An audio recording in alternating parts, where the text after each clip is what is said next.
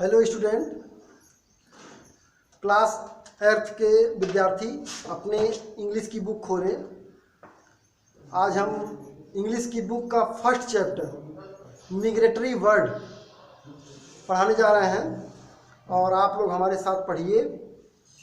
हम उसका अर्थ भी बता दे रहे हैं और आप लोग उसको समझिए। फिर अगले वीडियो में आपको उसका क्वेश्चन आंसर मिल जाएगा, नोट बनाएंगे, मीनिंग आप अपने आप नोट करिए, पूछ लीजिए हमसे लिंक में जा करके। तो चलिए आप लोग सुने ध्यान से। मिग्रेटरी वर्ड, प्रवासी या पक्षी। ऐसे पक्षी जब वो अपना ब्रीडिंग ग्राउंड उनके फेवरेबल कंडीशन ना होने के कारण, मतलब वातावरण उनके अनुकूल ना होने के कारण, वो अपने जन्मभूमि को छोड़ करके दूर चले जाते हैं जहाँ अनुकूल मौसम मिले। और फिर जब यहाँ परिस्थितियाँ सामान्य हो जाती हैं, उनके अनुकूल हो जाती हैं, तो फिर वहाँ से लौट आते हैं। ऐसे पक्षियों को मिग्रेटरी बर्ड, प्रवासी पक्षी बोलते हैं। आप देखें, इसमें कुछ प्रवासी पक्षियों के बारे में बुक में दिया गया है, मैं पढ़ रहा हूँ। एज विंटर सेट इन, जैसे ही सर्दी शुरू होती है, many birds leave their breeding ground, बहुत से पक्षी अपने ब्रीडिंग ग्राउंड को छोड़ देते हैं। And fly long distances to warm places, और लंबी दूरी तय करते हुए गर्म स्थानों पर चले जाते हैं, उड़ जाते हैं। Here it is easier for them, यहाँ उनके लिए आसान होता है, उनके लिए क्या, टू फाइंड इनफ फूड, पर्याप्त भोजन प्राप्त करना।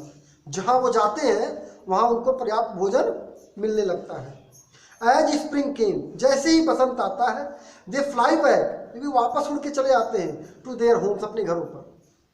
और जब सीजन चेंज होता है, विंटर से स्प्रिंग आता है, तो वापस अपने घरों में चले आते हैं।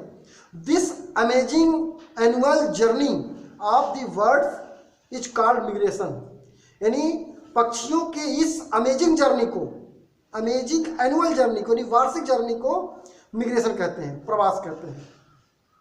सब ममल्स, कुछ स्तनधारी, एंड फिश, मछलियाँ, टू मिग्रेट, वो भी मिग्रेट करती हैं। कुछ स्तनधारी जीव और मछलियाँ भी मिग्रेट करती हैं, प्रवास करती हैं। लॉन्ग एगो, लंबे समय पहले या बहुत समय पहले, पीपुल डिड नॉट नो, लोग नहीं जानते थे, where the bird went in the winter, कि विंटर में ये पक्षियाँ कहाँ चली जाती हैं, नहीं जानते थे लोग। सम वेयर श्योर, कुछ लोग निश्चित थे, सोच रहे थे, that they flew up to the moon, वे चंद्रमा पर उड़ जाते हैं। पुराने ज़माने में, पुराने समय में लोग यही सोच रहे थे कि पक्षियाँ कहाँ चले जाते हैं। कुछ लोग तो दिमाग में रखते थे कि ये मून पर चले जाते हैं। वाइल अदर, जबकि अन्य लोग क्या सोचते थे, फेल्ट, महसूस करते थे, that they hid themselves at the bottom of the pond, वे अपने आप को तालाब की तलहटी में छुपा लिए हैं, तालाब की पेदी में, तलहटी में छुपा लिए हैं। Now we come to know, अब हम जान गए, दैट दे मिग्रेट, वे प्रवास करते हैं। But scientist are still puzzle, लेकिन वैज्ञानिक अब भी असमंजस में हैं, आश्चर्य में हैं। How these creature navigate so accurately, ये प्राणी कैसे एकदम सही सही, ठीक ठीक रास्ते को याद रखते हैं, यानी रास्ते को जानते हैं। दे प्रोबेबली यूज, वे संभवतः प्रयोग करते होंगे, द सन, सूर्य का, एंड द स्टार, तारों का, एज गाइड, मार्गदर्शन के रूप में। शायद वो तारों का और सूर्य का उपयोग करते हैं अपने रास्ते को पता करने के लिए। और या maybe the river and mountains as landmarks, और नदियों और माउंटेन्स को लैंडमार्क के रूप में यूज करते हैं मिग्रेट करने के लिए। आगे ध्यान दें, एक एक शब्द को देखिए आप लोग। द आर्कटिक टर्म्स, आर्कटिक महासागर है, आप लोग जानते होंगे, तो वहाँ पे एक अबाबिल नाम का पक्षी पाया था। तो आर्कटिक टर्म, यानी आर्कटिक अबाबिल is the greatest traveller of all, इन सब में सबसे बड़ा यात्री वही है, आर्कटिक टर्म। ईच ईयर, हर साल, इट फ्लाइज, ये उड़ता है, from the Arctic to the Antarctic and come again, यानी हर साल ये आर्कटिक से अंटार्कटिक तक उड़ता है और फिर वापस चला आता है। टू एंड फ्रो, इस टू एंड फ्रो में यानी आने और जाने में, this is a journey of almost 40,000 kilometre, यानी 40,000 किलोमीटर की यात्रा करता है इसमें आने और जाने में।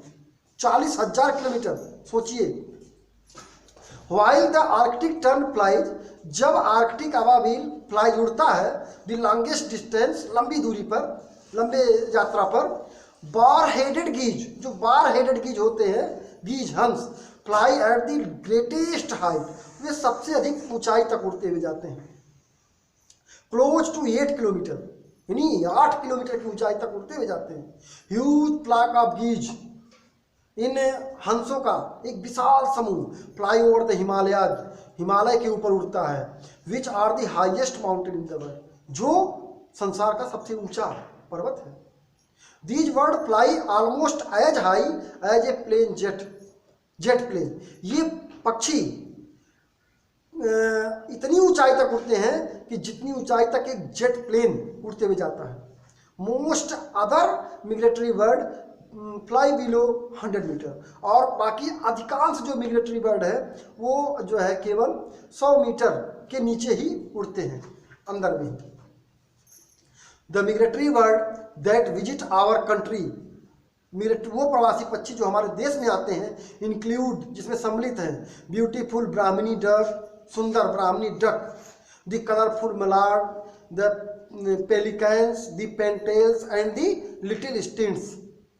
Most of these feather guest, इस अधिकांश पंखों वाले ये मेहमान, migrate from Europe to central Asian, Europe से सेंट्रल एशियन तक मिग्रेट करते हैं, प्रवास करते हैं, यानी उड़ के जाते हैं। Bird such as painted stork, pied cuckoo and spoonbills migrate within our country. ये जो पेंटेड स्टॉर्क है, पाइड कुकूज हैं, स्पून बिल्स, ये अपने देश में ही मिग्रेट करते हैं, ये दूसरे देश में नहीं जाते हैं। आगे ह्यूमन एक्टिविटी, अब देखिए इनके प्रवास पर फर्क पड़ने लगा है। ह्यूमन एक्टिविटी और should be call them in human activities, यानी मनुष्य के क्रियाकलाप, जिसको हम अमानवता के क्रियाकलाप कह सकते हैं। डिस्टर्ब मिग्रेटरी बर्ड, प्रवासी पक्षियों को डिस्टर्ब कर दिए हैं, परेशान कर दिए हैं। डिफॉरेस्टेशन, पेड़ों की कटाई। इन्फ्लुएंट फ्रॉम फैक्ट्रीज, फैक्ट्रियों से निकलने वाले लिक्विड पदार्थ, द्रवित पदार्थ। हार्मफुल गैसेस, खतरनाक गैसें। एंड एबव ऑल वार, सारे युद्ध are the most harmful phenomena, सबसे खतरनाक ये घटनाएं हैं। एडवांस मिसाइल्स, यानी एडवांस में मिसाइल्स एंड अदर वेपन्स, और अन्य हथियार यूज फॉर लॉन्ग पीरियड, जो लंबे समय से प्रयोग होते आ रहे हैं। हार्म द इन्वायरमेंट को नुकसान पहुंचाते हैं। एंड दे डिस्ट्रॉय प्लांट, पौधों को नष्ट करते हैं। एंड किल्ड एनिमल्स, और जानवरों को मार देते हैं। फॉर एग्जाम्पल्स, उदाहरण के लिए, आफ्टर द वार इन अफगानिस्तान इन 2002 में अफगानिस्तान में जो वार हुआ था उसको एग्जाम्पल है। इंडेंजर्ड मिग्रेटरी बर्ड, जो प्रवासी पक्षी खतरे का सामना किए, सच है साइबेरियन क्रेन, उसमें साइबेरियन क्रेन आता है, कुड नॉट रीच इंडिया, वो इंडिया नहीं पहुंच पा रहे हैं। The air over Afghanistan, Afghanistan के ऊपर की जो हवा है वाज टू पॉइजनस, इतनी जहरीली हो गई है, दैट सम डाइड, कुछ तो मर गए, एंड सम टर्न बैक, और कुछ वापस चले गए, यानी इंडिया तक नहीं आ पाए। तो विद्यार्थियों, ये आपके लेसन जो मिलिट्री बर्ड था उसको हमने आप पढ़ा दिया, समाप्त कर दिया है। आशा है आप लोग बुक की सहायता से इसका लाभ लेंगे, और अगले वीडियो में हम आप लोगों को इसका क्वेश्चन लिखवा देंगे, आप लोग नोट बनाएंगे। बहुत बहुत धन्यवाद।